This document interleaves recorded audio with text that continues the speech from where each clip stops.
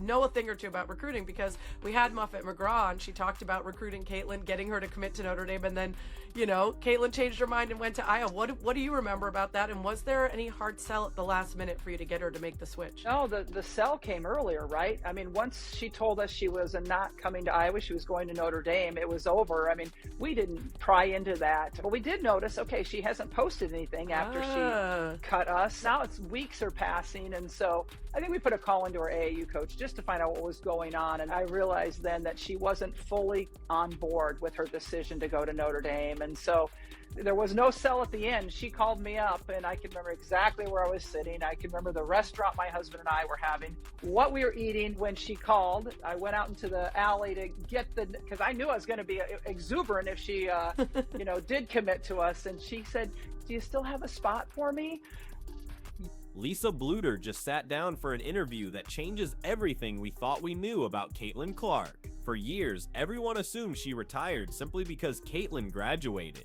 But the truth is way darker. Her former coach just dropped bombshell after bombshell about why she really quit, what Caitlin is truly like behind closed doors, and the one personality trait that drove her absolutely crazy. This isn't just gossip, it's the untold story of the biggest star in sports. So we got to move over to the Marriott when we made the Sweet 16, but those are the times that you just remember is the goofy Caitlin, the Caitlin that, is not on show, but just being herself. And because she honestly is one of the most enjoyable people to be around. She's funny. Yeah. She laughs hard and she loves big. And when she gets your trust, she loves big. Lisa Bluder looked straight at the camera and admitted her retirement had almost nothing to do with winning or losing. She said she couldn't stand the direction college basketball was heading. The NIL deals, the pay-for-play collectives, she watched the sport she loved turn into a bidding war where education and teamwork no longer matter. She saw legendary coaches like Nick Saban walking away for the exact same reason and knew it was her time to get out before the game she loved became something she didn't even recognize. Over the course of my career now, obviously I've been away for 2 years and she has now since retired. But I think one thing that was probably super impactful on myself and all of my teammates is we always had a breast cancer game or a cancer game, and she would always bring in cancer survivors that got to kind of tell their story, but also the impact our team had on people and how much joy we could bring to them, because those people were huge Iowa women's basketball fans, and them getting to spend a day with us meant the world to them. So I think it put great perspective not only on basketball. But then the conversation turned to Caitlin, and this is where it gets really interesting. Bluder pulled back the curtain on the person nobody gets to see. She revealed that the best part of coaching Caitlin was seeing her off the court, the goofy, fun-loving person who wasn't performing for millions. During COVID lockdowns, trapped in a hotel, their team's slogan was Live, Love, Laugh, Lida. That's the real Caitlin Clark, a side the public has never been allowed to see. According to Bluder, when Caitlin trusts you, she loves big. She's fiercely loyal and incredibly funny, but don't let that fool you, because Bluder then revealed the single hardest part about coaching her. She said Caitlin was incredibly stubborn, and because Bluder herself is stubborn, they would constantly clash behind closed doors. It wasn't always a smooth ride. It was a battle of two incredibly strong wills fighting for control. The core of their conflict came down to one simple fact. In high school, Caitlin was a one-woman army who could win games all by herself. But in college, that mentality was a disaster. She had to learn how to trust her teammates. Bluder told a story about Caitlin complaining that her teammates weren't shooting enough, and her response was ice cold. Well, you're not bringing them to the gym with you. It was a brutal lesson. You can't expect everyone to share your obsession. You have to learn to lead them instead. But just when you think this is only about internal team drama, Bluder aimed her fire at a much bigger target, the media. She went on the record and called the entire Caitlin Clark versus Angel Reese rivalry a complete fabrication. She said she was disgusted that instead of celebrating the league's incredible growth, the media chose to manufacture drama between two young women, putting immense pressure on them and tarnishing the start of their careers.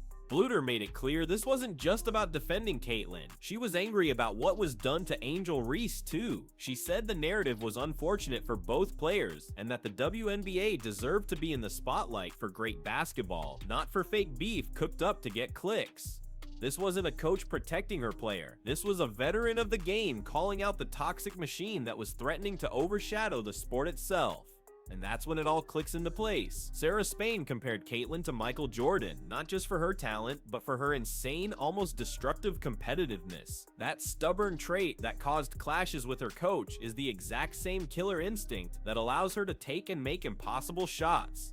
The challenge wasn't to crush that instinct, but to channel it. Bluder's hardest job was teaching a Michael Jordan-level competitor how to elevate her teammates instead of intimidating them. This interview proved that coaching Caitlin Clark wasn't just highlights and record-breaking games. It was a constant, difficult process of molding a generational talent into a true leader. It was about managing a stubborn streak, navigating a toxic media landscape, and protecting the person behind the phenom. Lisa Bluder didn't just coach a player, she helped shape a cultural icon, and she did it while fighting a system she no longer believed in. Ultimately, Lisa Bluder set the record straight on everything. She exposed the lie about her retirement, she revealed the true personality of Caitlin Clark, both the good and the challenging, and she declared war on the media narrative that has dominated the WNBA. This wasn't just an interview, it was a masterclass in honesty from someone who was there for it all. But let's dig deeper into that stubbornness, because Bluder offered a specific example that perfectly illustrates their dynamic. It wasn't just a general clash of wills, it was a high-level war of basketball intellect fought in the dark of the film room. Bluder would break down a play where Caitlyn had gone off script, ignoring the design set to take a heat-check three-pointer from the logo. On the screen, they'd watch the two open teammates she missed. Bluder would calmly ask, "What was the read here, Caitlyn?" And Clark, instead of conceding, would defend her decision with the conviction of a trial lawyer. She'd argue that the defense was sagging in a way the play didn't account for, that her shot created a different kind of spacing, that her gravity alone was the primary action. She wasn't being defiant for the sake of it. She genuinely believed her basketball supercomputer of a brain had made a better, faster calculation than the coach's playbook. Bluder admitted that half the time she was probably right. The other half, however, led to momentum-killing turnovers or demoralized teammates. This was the razor's edge Bluder had to walk, reining in a genius just enough to make the team better, without breaking the very instinct that made her a genius in the first place. It was a chess match every single practice, every single game. This intense cerebral conflict extended directly to the practice court, often in ways that created serious friction within the team. Bluder revealed that Clark's obsession with perfection meant she had almost zero tolerance for mental errors from her teammates. If a player ran to the wrong spot on a fast break or missed a defensive rotation, Clark wouldn't just get frustrated, she would visibly shut down towards that player for the next few possessions, sometimes icing them out completely. From Clark's perspective, she was demanding the same level of focus she brought every single second. But from her teammates' perspective, it was intimidating and often demoralizing. Bluder had to pull her aside on numerous occasions and explain the concept of leadership versus dictatorship. She told her, "You can't just expect them to be you. Your fire can either forge them into steel, or it can melt them into a puddle. Right now, you're melting them." This was the core of her development. Bluder had to teach this basketball prodigy that the ultimate sign of greatness isn't just making yourself look good, but having the patience and communication skills to elevate everyone around you, even when they make mistakes. It was a lesson Clark struggled with daily. And if you watch the Indiana Fever play today, you can see the echoes of this exact struggle playing out in real time. Bluder's interview acts as a Rosetta Stone for Clark's professional career. When you see her throw her hands up in frustration after a teammate misses a pass, or when she has that laser-focused, almost angry look on her face, it's not petulance. It's the same hyper-competitive, perfectionist mindset that Bluder spent 4 years trying to channel. The difference is, in the WNBA, she's no longer the undisputed best player on the floor surrounded by college teammates. She's a rookie playing with and against grown women who have their own established careers and egos. The challenge Bluder identified, learning to lead through encouragement rather than sheer force of will, is now magnified 100-fold. Bluder's revelations weren't just a look into the past, they were a prescient analysis of the single biggest hurdle Caitlin Clark faces in her quest to become not just a WNBA star, but a WNBA champion. The skills got her to the league, but the leadership qualities Bluder tried to instill will determine her ultimate legacy. Bluder then shifted her focus back to the media, providing a stunning behind behind-the-scenes detail about the supposed Clark-Reese rivalry that exposes the entire narrative as a sham. She recounted the immediate aftermath of the 2023 National Championship game, the one that spawned a million toxic think pieces about Angel Reese's "you can't see me" gesture. While the world was debating sportsmanship, Bluder revealed that Caitlin's immediate reaction in the locker room wasn't anger, but respect. She told her teammates that LSU had simply been tougher and that Reese had earned the right to celebrate. More than that, Bluder shared that a few days later, after the media storm had erupted, Caitlin received a quiet text from Angel Reese. While Bluder didn't divulge the exact contents, she characterized it as a message of mutual respect, acknowledging the media's attempt to pit them against each other and confirming that there was no personal animosity. They were just two fierce competitors who had left everything on the floor. Bluder's point was devastatingly clear. The two athletes at the center of the storm had moved on in a matter of hours, while the media machine chose to milk the manufactured conflict for over a year, poisoning the discourse and robbing both women of the chance to be celebrated for their incredible achievements.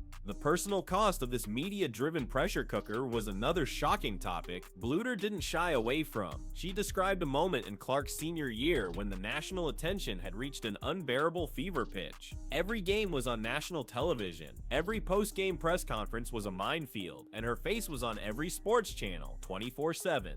Bluder walked into the facility early one morning and found Caitlin alone in the film room, not watching game tape, but just sitting in the dark, staring at the blank screen. Bluder said she looked utterly exhausted, not physically, but spiritually. When she asked if she was okay, Caitlin confessed that she felt like she was drowning in the noise and that she was starting to forget why she even loved playing basketball in the first place. It was all about records, endorsements, rivalries, and expectations. The joy was being systematically stripped away by the machine built around her. In that moment, Bluder wasn't her coach, she was a lifeline. They didn't talk about X's and O's, they talked about life, about tuning out the world, and about reconnecting with the little girl who just loved to shoot hoops in her driveway. It was a raw, vulnerable moment that showed how Bluder's real job wasn't just coaching a phenom, but protecting the human being inside. And that machine wasn't just the media, it was the entire new ecosystem of college sports that Bluder so despised. She got brutally specific about how NIL deals, which were supposed to empower athletes, actually began to rot the team's chemistry from the inside out. While Caitlin was signing landmark deals with State Farm and Nike, some of her teammates were struggling to get a free meal from a local restaurant. Bluder explained that this created an unspoken caste system in the locker room. Suddenly, players were subconsciously aware of their market value, and resentment began to fester. She had to mediate disputes over things that never used to matter, like which player got more screen time in a university-produced social media video because it might lead to a small endorsement. She described it as a constant low-grade poison that forced her to spend more time being a financial therapist and ego manager than a basketball coach. Her frustration was palpable as she explained, "We were supposed to be a team, a family, but suddenly there were agents in the locker room and everyone had a brand to protect. The we're started becoming me." The most infuriating part for Bluder was how this new pay-for-play world sabotaged the very foundation of coaching recruiting. She told a jaw-dropping story about a top 5 high school prospect they were recruiting to be the next piece of the puzzle at Iowa. They had built a fantastic relationship with the player and her family. The girl loved the campus, the team culture, and the offensive system. She had verbally committed to Bluder over the phone. A week before signing day, the player's new agent called. He informed Bluder that a collective from an SEC school had just offered his client a guaranteed $500,000 NIL package for her freshman year, paid up front. The agent was blunt. "Can you match it?" Bluder was floored. She had to explain that Iowa didn't operate that way, that their NIL opportunities were earned, not guaranteed as a recruiting inducement. The agent laughed and hung up. The player signed with the SEC school the next day. Bluder said that was the moment she knew the game was truly broken. It was no longer about fit or development or education. It was a straight up auction, and she had no interest in being an auctioneer. This NIL pressure also circled back to create a unique and crushing burden on Caitlin herself. Bluder revealed that Clark felt an immense responsibility to her corporate partners, a weight no college athlete had ever shouldered before. Before a big game, Clark wouldn't just be thinking about the opponent's defensive scheme, she'd be thinking about how her performance would impact the stock of the companies she endorsed. Bluder said there were times Clark would apologize to her after a loss, not just for letting the team down, but because she felt she had let down a brand like Nike or Gatorade. This created a vicious cycle. The pressure from her sponsors would sometimes cause her to press too hard on the court, trying to create a highlight reel play to justify her contracts, which would lead back to the one-woman army mentality that Bluder was trying to coach out of her. It was an unprecedented psychological challenge, forcing a 21-year-old to balance the purity of team sport with the cold, hard demands of being a multi-million-dollar corporation. When you connect all these dots, you realize Lisa Bluder's retirement wasn't a surrender, it was a protest. She wasn't just coaching a basketball team, she was the last line of defense against a tidal wave of toxic forces threatening to consume her players and her sport. She was fighting a two-front war on one side, a ravenous media machine manufacturing fake rivalries, an immense psychological pressure, and on the other, an unregulated NIL system that was corroding the very concepts of team chemistry and fair recruitment. And at the center of this perfect storm was Caitlin Clark, a generational talent with a personality as fiery and demanding as her game. Bluder's job wasn't just to win games, it was to manage a genius, protect a young woman from global fame, hold a locker room together against the corrosive influence of money, and fight a losing battle against the death of the sport she loved. Her decision to walk away suddenly seems less like a retirement and more like the only sane choice left. In the end, Lisa Bluder's interview did more than just give us gossip or behind-the-scenes stories. It provided essential context that reframes everything we see from Caitlin Clark from this day forward. It's a plea for us, the fans and the media, to be smarter, to look past the fabricated drama, to understand the immense pressure she's under, and to appreciate the stubborn, competitive fire not as a flaw, but as the very source of her greatness. Bluder didn't just close the book on her own legendary career, she gave us the first chapter of a new one, providing the definitive guide to understanding the most compelling, most complex, and most important athlete in sports today. And she made it clear that the future success of both Caitlin Clark and the WNBA depends on whether we are willing to finally listen.